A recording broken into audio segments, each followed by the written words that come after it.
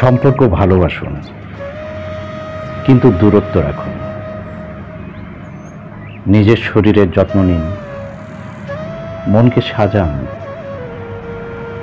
মন খারাপ হলে আকাশের দিকে তাকান, গভীরভাবে নিঃশ্বাস নিন। অবসরে বই পড়ুন, মুভি দেখুন। 50-এর পরে আসলে কোনো বন্ধু হয় না, তাই বলে মন খারাপ করে থাকতে হবে তাও নয়। নিজের মতো করে বাঁচুন, জীবন আপনার, উপভোগ করুন।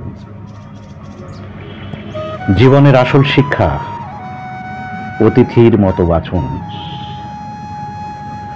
এই পৃথিবী আমাদের চিরকালের বাড়ি নয়, আমরা অতিথি মাত্র। এই ভাবনাটা যদি প্রতিদিনের জীবনের অংশ করে ফেলতে পারেন, তাহলে দুঃখ, হিংসে, প্রতিযোগিতার মতো বিষাক্ত অনুভূতিগুলো নিজে থেকেই কমে যাবে। মনে রাখবেন, জীবন আপনাকে অনেক কিছু দিয়েছে। সব না হোক, কিছু মধুর মুহূর্ত ছিল, সেগুলোই আপনার সম্পদ। প্রতিদিন অন্তত একবার সেগুলোর কথা ভাবুন। মনের ভেতর আলোর মতো জ্বলে উঠবে স্নিগ্ধ শান্তি। একটি নতুন জীবন শুরু হোক আজ থেকেই। নিজেকে ভালোবাসার এই যাত্রা আজ থেকেই শুরু করুন। এখন থেকে আপনি আপনার প্রথম ও প্রধান দায়িত্ব।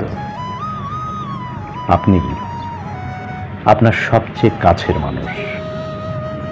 ভালো থাকুন, ধীরে হাঁটুন, গভীরভাবে বাঁচুন। কে কি বলবে সেসব ভাবনা মন থেকে মুছে ফেলুন। বিন্দাস বাঁচুন।